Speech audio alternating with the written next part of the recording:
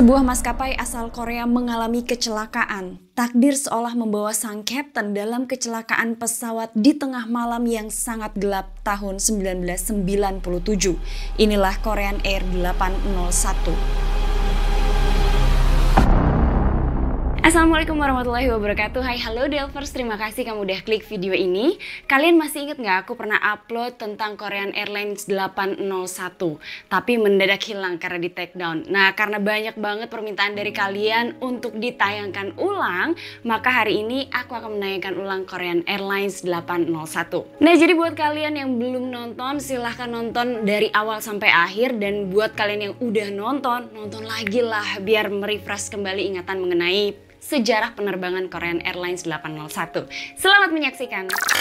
Nah, aku akan langsung masuk ke informasi tentang data pesawat sesuai dengan laporan yang dikeluarkan oleh NTSB. Jenis pesawat yang digunakan dalam penerbangan Korean Air 801 di tanggal 5 Agustus 1997 ini adalah Boeing 747-3B-5B yang pertama kali dikirimkan ke maskapai Korean Air di tahun 1984. Dan pesawat ini telah mengumpulkan 50.105 total jam terbang.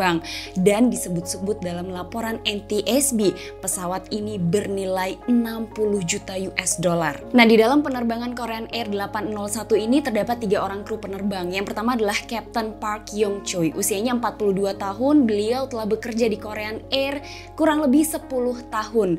Beliau ini adalah mantan pilot Angkatan Udara Republik Korea dan telah mengumpulkan 8.932 total jam terbang. Dan di hari kecelakaan Korean Air 801, Kapten Park ini seharusnya pergi dengan rute Dubai. Namun karena ia kelelahan jadwal sebelumnya, maka rutenya dipindah ke Kepulauan Guam. Dan beberapa bulan sebelum terjadinya kecelakaan, Kapten Park ini baru saja mendapatkan penghargaan dari Presiden Korean Air karena telah menyelamatkan banyak orang setelah Boeing 747 yang ia bawa ini mengalami kerusakan. Kemudian ada First Officer Song Kyung Ho, usianya 40 tahun dan ia telah bekerja di Korean Air sekitar 3 tahun dan merupakan mantan pilot Angkatan Udara Korea Selatan. Dan kemudian ia telah mengumpulkan sebanyak 4.066 total jam terbang. Dan kemudian ada flight engineer bernama Nam Hok Sun. Usianya sekitar 57 tahun dan ia telah berpengalaman bekerja di Korean Air sekitar 18 tahun dan ia merupakan mantan navigator dari Angkatan Udara Republik Korea dan telah mengumpulkan 13.065 total jam terbang. 11.000 di antaranya adalah sebagai flight engineer. Kita akan masuk ke sejarah penerbangan sesuai dengan laporan yang dikeluarkan oleh NTSB di tahun 2000 atau tepatnya 3 tahun setelah terjadinya kecelakaan. Pada tanggal 5 Agustus 1997, sebuah pesawat Boeing 747 yang dioperasikan oleh maskapai Korean Air dengan nomor penerbangan 801 take off dari Korea pada pukul 21.53 malam waktu setempat menuju ke Kepulauan Guam. Sedikit informasi, Kepulauan Guam ini adalah wilayah Amerika Serikat di Samudra Pasifik dan merupakan bagian dari Kepulauan Mariana.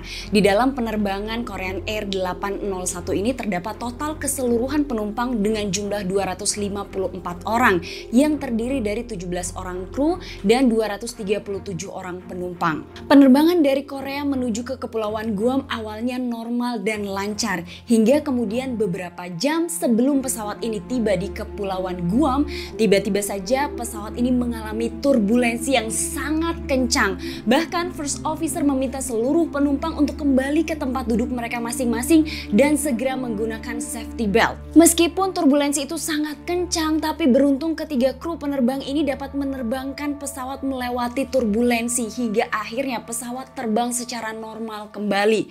Namun tidak berhenti hanya di situ saja karena Kapten mendapatkan informasi bahwa sepanjang hari di Guam telah terjadi hujan yang sangat deras. Maka pada saat itu Kapten berpikir kemungkinan visibilitas atau jarak pandang Kapten pada saat ada di dalam pesawat ini kemungkinan saja bisa terganggu. Karena ternyata sesuai dengan informasi di bulan Agustus ini adalah puncaknya musim hujan di Kepulauan Guam. Pukul 1:05 tengah malam waktu setempat, tepatnya pada tanggal 6 Agustus 1997 adalah kali pertama pesawat ini kontak dengan menara kontrol dari Guam dan mereka menginformasikan bahwa pesawat masih berada di ketinggian 41.000 kaki dan hendak turun sampai ke ketinggian 2.600 kaki. Kemudian mereka diinformasikan dan diinstruksikan oleh petugas menara kontrol untuk melakukan pendaratan di runway 6L. Pada pukul 1:11 dini hari waktu setempat diketahui dari rekaman CVR, Kapten sedang memberikan pengarahan kepada first officer dan juga kepada flight engineer mengenai approach di Kepulauan Guam. Dan pada saat itu mereka mendapatkan informasi bahwa glide slope di Bandara Guam tidak berfungsi. Sementara kondisi cuaca pada saat itu mulai turun hujan. Pada pukul 1:21 terekam Kapten ini mengatakan bahwa ia lelah dan ia mengatakan bahwa dirinya sangat mengantuk. Kemudian pada pukul 1:31 di sanalah hujan benar-benar deras dan Kapten mengatakan bahwa ia tidak bisa melihat bandara. Pada saat Kapten sedang fokus untuk melakukan approach, di sanalah first officer kemudian melaporkan bahwa memang di Guam ini sedang terjadi cuaca buruk. Nah, Kapten meminta kepada first officer untuk melaporkan kepada petugas menara kontrol bahwa mereka akan sedikit berbelok untuk menghindari cuaca buruk. Di sanalah Kapten menghadapi banyak tantangan, bukan hanya kelelahan, mengantuk, cuaca buruk, tapi juga karena glide slope yang tidak berfungsi. Mengutip dari investigator NTSB, glide slope ini merupakan sistem elektronik yang membantu pesawat mendarat dengan aman. Tanpa pemancar bandara, maka indikator glide slope di kokpit tidak ada gunanya. Sementara pendaratan tanpa glide slope ini jarang terjadi. Kapten berjuang dengan sangat keras untuk dapat melihat di mana letak bandara dan juga di mana letak runway. Dan pada saat itu hujan benar-benar sangat lebat dan terjadi badai. Nah, pada saat itu kemudian petugas menara kontrol mengingatkan kembali bahwa glide slope sedang tidak aktif. Pada saat Kapten sedang berjuang dengan keras untuk melihat di mana sebenarnya letak bandara dan juga runway, di sanalah Kapten kemudian menginstruksikan kepada first officer untuk meminta izin ILS kepada petugas menara kontrol. Dan kemudian izin itu diberikan. Pada saat pesawat ini semakin dekat ke Kepulauan Guam, terjadi hujan yang sangat lebat diiringi dengan badai. Namun pada saat itu mereka, ketiga kru orang penerbang ini kebingungan karena tiba-tiba saja glide slope yang disebut-sebut tidak aktif tiba-tiba aktif. Dan ada diskusi di antara ketiga kru penerbang ini yang menanyakan kenapa tiba-tiba glide slope ini aktif. Apakah benar-benar aktif atau tidak? Pesawat terus di-setel untuk turun hingga ke ketinggian 1440 kaki. Dan di sanalah kemudian kru penerbang mulai dialihkan dari menara kontrol Guam ke menara kontrol Agana. Dan di sana mereka diperintahkan untuk melakukan pendaratan di runway 6L. Dari rekaman CVR diketahui bahwa Kapten memerintahkan flap 30 dan ternyata dari rekaman itu juga diketahui bahwa hujan benar-benar sangat lebat dan terjadi badai. Ketiga kru penerbang ini masih kebingungan untuk mencari posisi bandara karena hingga di ketinggian 560 kaki mereka benar-benar belum bisa melihat keberadaan bandara dan juga runway. Peringatan ketinggian di ruang kokpit ini menyebutkan 500 kaki, 200 kaki, tapi mereka masih tetap belum bisa melihat di mana letak bandara dan juga runway sebenarnya. Sementara mereka telah kehabisan waktu karena jarak antara pesawat dengan daratan sudah semakin dekat. Kapten ternyata melakukan kesalahan pada saat approach dan hal itu sempat diperingatkan oleh first officer. Ia mengatakan bahwa Kapten telah melakukan kesalahan approach dan flight engineer pada saat itu sempat mengatakan go around Kapten, go around. Namun dari rekaman CVR itu diketahui bahwa ada jeda beberapa detik saat Kapten sepertinya memutuskan untuk go around dan barulah setelah itu Kapten mengatakan go around.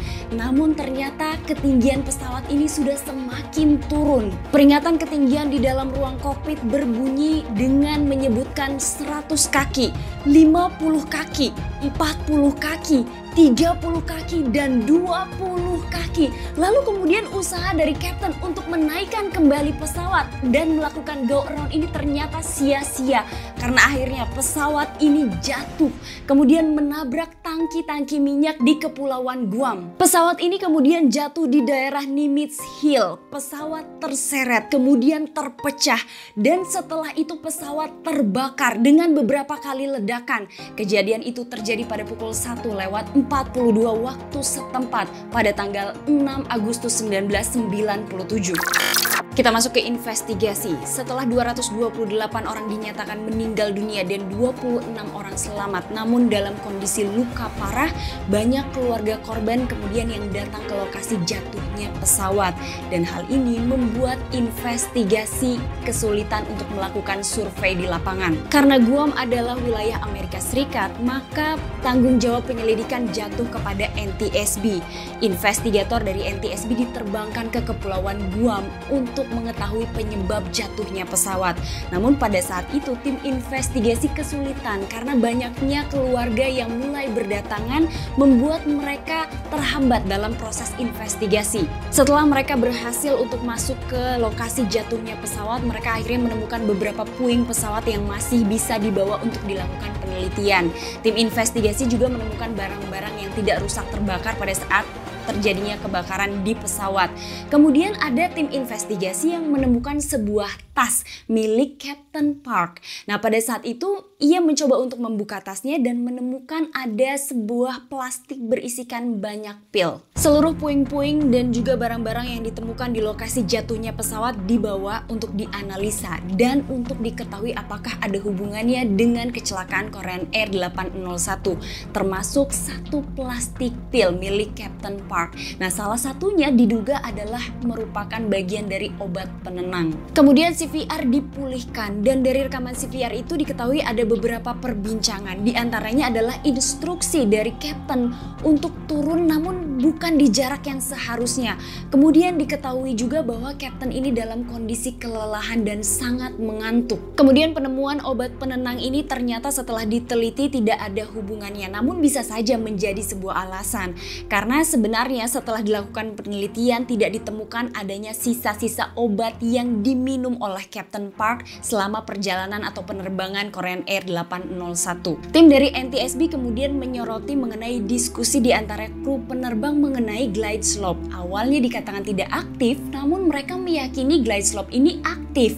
Apa penyebabnya sehingga kru penerbang ini tiba-tiba saja terlibat pembicaraan mengenai glide slope yang aktif? Namun mereka juga terdengar kebingungan di CVR. NTSB kemudian mendatangkan penyelidik navigasi untuk mengetahui apakah glide slope ini benar-benar aktif atau tidak dalam penerbangan Korean Air 801. Maka kemudian tim penyelidik diterbangkan ke atas Kepulauan Guam untuk memastikan apakah glide slope ini aktif atau tidak. Ternyata dari kesimpulan yang panjang ditemukanlah kenyataan bahwa sebenarnya glide slope ini memang tidak berfungsi.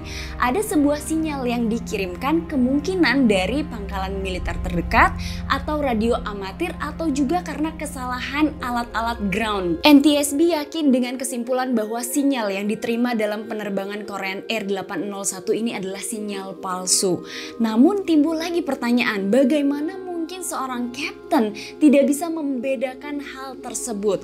Maka kemudian NTSB mencoba untuk menyelidiki rekaman CVR lagi dan mereka meyakini bahwa kapten ini dalam keadaan kelelahan dan juga mengantuk sehingga membuat fokusnya ini teralihkan. Tim investigasi melanjutkan penelitian kepada diagram pendaratan. Ternyata diagram pendaratan yang digunakan oleh kru penerbangan Korean Air 801 ini sudah tidak update sekitar 6 bulan yang lalu sehingga terjadi perbedaan-perbedaan dan itulah menjadi faktor kenapa Korean Airlines 801 itu bisa mengalami kecelakaan. Tim dari NTSB juga berusaha untuk mencari tahu bagaimana kru dari penerbangan Korean Air ini dilatih dan mereka mengetahui bahwa seluruh kru dari Korean Air ini dilatih dengan menggunakan DMI yang terpasang di bandara atau di ujung runway. Sementara di Bandara Guam, DMI atau alat pengukur jarak ini ditaruh beberapa kilometer sebelum bandara. NTSB kemudian mengeluarkan kemungkinan penyebab dari jatuhnya Korean Air 801 ini dan mereka menyebutkan bahwa alasan jatuhnya pesawat ini dikarenakan kapten yang tidak melakukan approach dengan benar dan juga adanya komunikasi yang buruk di antara seluruh kru penerbangan. Seharusnya pada saat kapten melakukan kesalahan dalam approach, first officer ataupun flight engineer memberitahu kepada kapten dan memaksa kapten untuk segera melakukan perbaikan Namun yang terjadi pada Korean Air pada saat itu first officer hanya mendesak, namun tidak mengambil kontrol pesawat, dan pada saat itu captain sangat lama untuk mengambil keputusan untuk melakukan go around sehingga terjadi beberapa kesalahan di dalam penerbangan ini. Dan NTSB juga menyebutkan beberapa faktor yang berkontribusi dalam kecelakaan Korean Air 801. Di antaranya adalah kelelahan kapten, pelatihan awak yang tidak memadai, sistem peringatan ketinggian minimum di Guam, dan sistem-sistem yang tidak dikelola secara memadai. Beberapa rekomendasi dikeluarkan oleh NTSB kepada beberapa pihak, di antaranya adalah pihak maskapai. Mereka diperintahkan untuk melakukan pelatihan dengan lebih baik lagi terhadap kru penerbangnya. Itulah informasi tentang penerbangan Korean Air 801. Turut berkacita yang sedalam-dalamnya, semoga kejadian ini tidak pernah terulang lagi. Nah, itulah video tentang penerbangan Korean Airlines 801. Mungkin kalau kalian masih ingat, itu adalah video pertama yang aku buat setelah aku sembuh dari COVID-19. Jadi mohon maaf kalau ada kurang atau lebihnya ya. Terima kasih kamu udah nonton video aku hari ini. Jangan lupa di subscribe, like, sama nyalain lonceng notifikasinya. Sampai ketemu di episode selanjutnya. Assalamualaikum warahmatullahi wabarakatuh. Bye-bye.